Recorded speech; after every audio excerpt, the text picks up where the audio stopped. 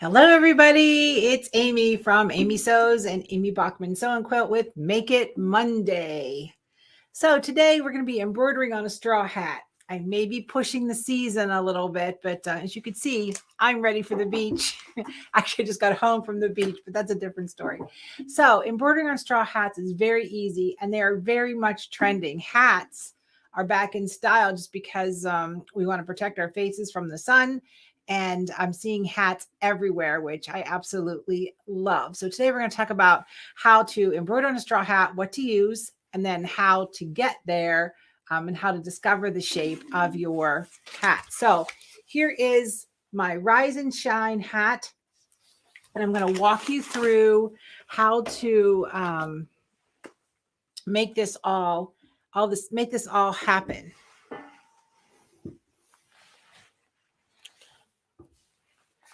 Okay, so I'm over here, and we are going to see. First thing you have to figure out is how am I going to figure out this radius, because hats are all circles, right? So it makes it very, very hard to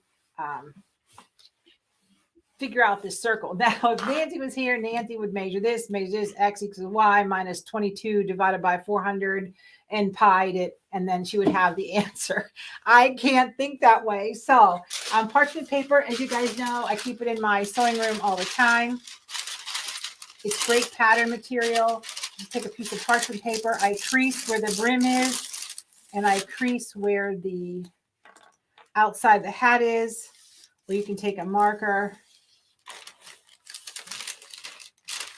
and mark this area. So now I know how wide the brim of my hat is. So I need to know I need to come in a little bit here, and I can't get too close to here. So I'm going to measure this, and we'll say I have 2 inches to work with. Now you're saying to me, how are you going to get this into your embroidery software so you can turn it into stitches? Well, there's a kind of a cool way to do it. Now, you guys, some of you would know a way to measure this arc. I can't think of that way. In the store, we call it Amy Math. So what I did is I took a section of that hat and I traced it onto a piece of paper, knowing where the arc that I needed my lettering to be. So I took it into I put on my scanning mat. I scanned it into my scan and cut, and I opened it in my software like a cut file. So I use Dime embroidery software, and I also have Brother software, Berdina software, Janome software. I have a lot of software, okay? But don't panic. If you have the full digitizing suite of most softwares, you can create this, right? So an FCM file from a scan and cut is also an art file. So I just go to File, Import Artwork, and bring in my FCM file, and I open it. Now, the nice thing, it is the exact same size as how I scanned it, which is the exact same size. And you're going to say, well, how'd you get this double line? I got the double line because my marker was super thick, and the scan and cut read the inside line and the outside line. That's all. But all I need is this shape. So now when I open up my text tool and I type in my Rise and Shine,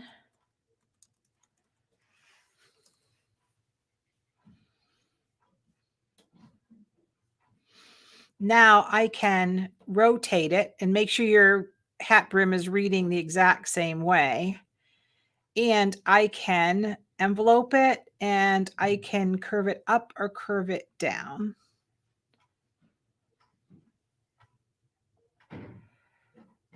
And I can play with the size, but I can see that's going to fit perfectly inside of my hat brim. So that's just one way you can figure out when you have a difficult area, especially if you have a scan and cut, to bring that shape into your software, work your design around the shape. And then I just delete, I just delete the FCM files because I don't need them. And then I save it. So they don't have to be pretty, but I know this is going to fit perfectly. I send it over to my machine, or I save it in whatever format that I want to use. So now that we've decided how big we want it, let's decide how to embroider it. So this is the stabilizer to use. This is OESD Aqua Mesh Plus. The plus means it is a wash away. So it's sticky. We need sticky and we need wash away to make this work. So I've put the stabilizer in my hoop. There's a matte side and a shiny side. Shiny side up. I'm going to take a pin and I'm just going to put an X and score it and remove the paper. Maybe.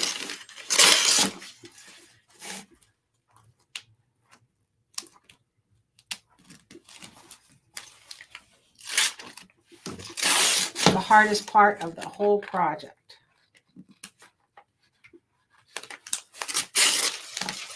And then once I expose that, I take my hat brim wherever I'm going to place my embroidery and then just push it down. So you can see the weave and the texture of the hat, right? So the needle I recommend, and these are my favorite needles. These are dime 8513 sharps. And the sharps are for tightly heavier woven fabrics like canvas, denim. And so these are really nice. And the other nice thing about these dime needles, it's going to be hard to see, is they have an elongated eye. And it handles embroidery threads very, very well. You get this whole pack for $10. I mean, there's a good bit of needles in there, so it's great. So I don't use any basting, or I don't use any pins or anything. This really tacky, sticky wash away from OESD does a great job. So now that I have that on here, you're going to want to use matching thread top and bottom, because remember, your hat brim is going to flap up into the wind. And so after you do your embroidery, now you can sew through it twice. The rise, the R was done twice. The S was only done once. So you can decide how dense you want it to be. Now, at some point, you're going to actually break the straw.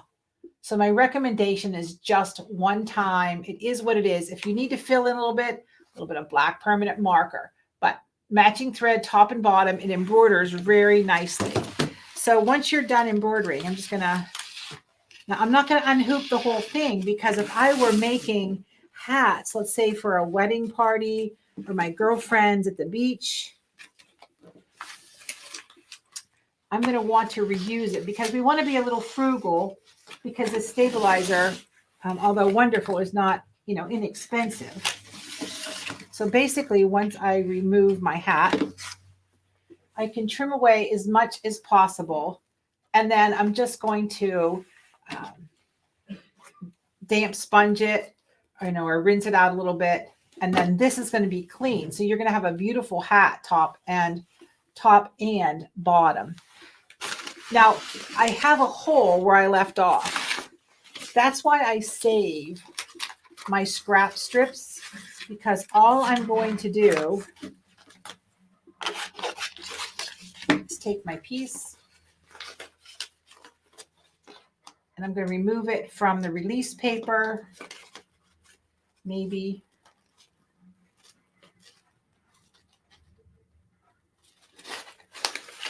This, turn my hoop over, and I'm going to just make a patch.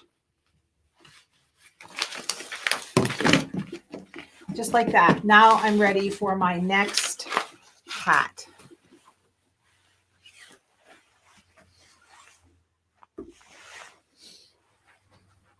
Ooh, I'm back. I'm back. Oh, hello, everybody. All right. So anyhow, embroidering your hat is absolutely the easiest thing ever. And you can get very inexpensive straw hats. They make really cute gifts for people.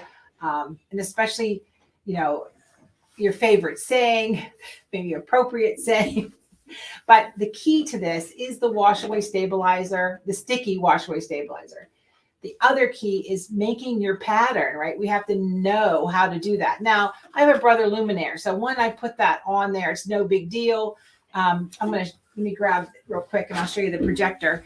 All I have to do is turn my projector on.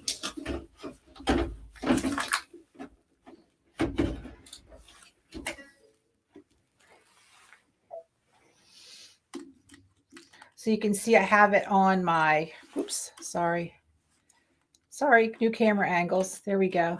I have it on my screen. I would place my hat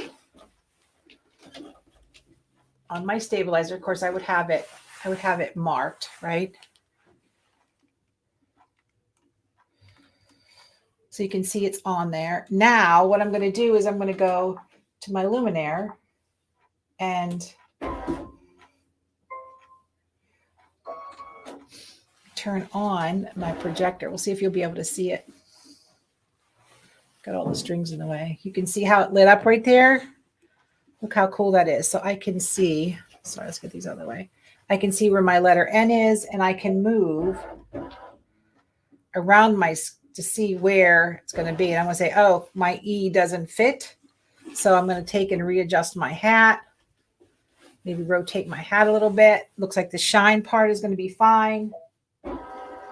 Bring it down. Let's project the rise. And look at that. It's going to be perfect. So that's the advantage of having, the brother luminaires, because of that projector where now I can actually see on my hat. Yes, I made the pattern. I took the pattern in my scan and cut. I take the FCM file, moved it into my software just so I had that shape. I did my lettering, brought it to my machine. Now, if you don't have a brother luminaire with a projector or a stela where you can take a picture, you can call me. I can connect you. But you can also hit print on your to make a template in your software, so you can bring your template over to your hat and know exactly where it's going to be. All right, we have a question. Do you move the design so you're not going over the same area multiple times? So Bonnie, are you thinking like, you mean to sew over it twice, you would shift it a little bit so it's not going in the same holes, like one crumb, move it one crumb up or down or left or right? The answer is I probably wouldn't do that. I'd be afraid it would be too shadowy. I probably just would do it once. And, you could do a little test run. I did put a topper on, and the topper made no difference because the straw has a lot of variable heights to it, right? So it's really rough in texture. And I was afraid I was going to break the straw. So that's where we're at. Oh, Fran goes, my jewelry looks like the beach. I know, girl, but I'm home. Those cruises are over. What can I say? Can't do anything. Hi, Virginia. Hi, everybody. Okay, does anybody have any questions, right? So any straw hat is fine. And now if you hold one up and it's all lacy and there's holes in it, then that's a whole different discussion. If you're nervous about doing this, why not embroider on the band that goes around? Because you would use the same sticky wash away stabilizer to use to stitch on a tube of fabric that you would tie around the hat to put like a big bow. That's something else if you're a little concerned with the oh, Bonnie said on the stabilizer. Oh, I see what you're saying. So where I put the patch, yes, you could move around the hoop so you weren't just sewing on that patch if it made you a little nervous. Thanks, Bonnie. Sorry. Sorry, I didn't misinterpreted that pretty quick. So that's where we're at. So parchment paper, make the template. And I use parchment paper to make a pattern for a lot of things that I'm copying because I can just crease it with my fingernails. And I need to know how big my lettering is going to be. Go to your embroidery program, make your lettering, and it's called enveloping, where it does the curve or changes the shape. And you have that. Anybody has the full suite of software, no matter what brand it is. And I will tell you, Brother, Bernina, Dime, the Viking Foff Premier stuff, and Hatch, and I don't know anything about embroiderings, but a lot of those, if you go to file, import artwork, it'll bring in that FCM file from your scan and cut. So that's another way to create those appliques. Good morning, Miss Vanita McCall. So Vanita was just here for 3 days. Well, Friday, Saturday, we had 4 different surgery events, and it was wonderful. She's so lovely. I can't wait to work with her again. Okay, Jim has a comment. Jim's home today. Do compensation if you re-embroider the design, the stitching will be a needle off without moving the design. Thanks, Jim. Yeah, Jim is very right. And we talks about compensation. What happens is every time a needle goes left, right, it draws in whatever you're embroidering on. So it's not going to be perfect right on top of it every time. Now, the downside to that, if you were doing this on cotton and that cotton or the knit had really compressed, you may get an offset on your design, which may not look good at all. Okay, let's see. What else we want to talk about today? That was a whopping 16 minutes. But Make It Mondays are supposed to be quick and easy. If you have any suggestions for Make It Monday, please let me know. You can send an email at support@amysews, and I will get your email, or you can always leave a comment somewhere on Facebook. That would be great. So I'm trying to think, there's really nothing. So for those of you who are in the Scan and Cut subscription box, that is tomorrow night is our live class. You're going to log into Amy Sews. The 1st of March, we are launching our applique tea towel of the month, and that is traditional machine applique, no embroidery. And so there'd be SVG files for you to cut or a paper pattern you can trace. And Sharon's going to be doing those classes, and she's a beautiful appliquer. And the serger box, well, we're getting it prepped and ready for next month. So we're so excited here at Amy Sews. We have some exciting news that's going to be happening in the classroom. So go to amybachman.com, check out the calendar, because I'm doing a virtual all day, 10 to 3. There'll be an hour break for lunch. $25. It's how the scan and cut, your embroidery machine, and your software all work together. How to get the most. I call it the trifecta. The 3 things that I use the most in my sewing room. So that is on the 20th. That's in March. You have to look at the date. You know I'm so bad at dates. We have embroidery clubs coming up this Saturday at the store. Missy's doing it all day. Sew and hang out with Missy. She's a beautiful quilter piecer. So that is what's happening. Okay, let's see what else we got. Thank you, Linda. I appreciate it. Linda, I met on one of the cruises. She's lovely. She's one of our Canadian friends to the north. And so, Linda, would it be for any, if I remember, do you have baby look? It doesn't matter. So the answer is, does brother work the most convenient with the scan and cut? Yes, but it doesn't have to be, right? As long as you know your software, as long as you have your scan and cut and turn into embroidery, it doesn't matter what machine you have.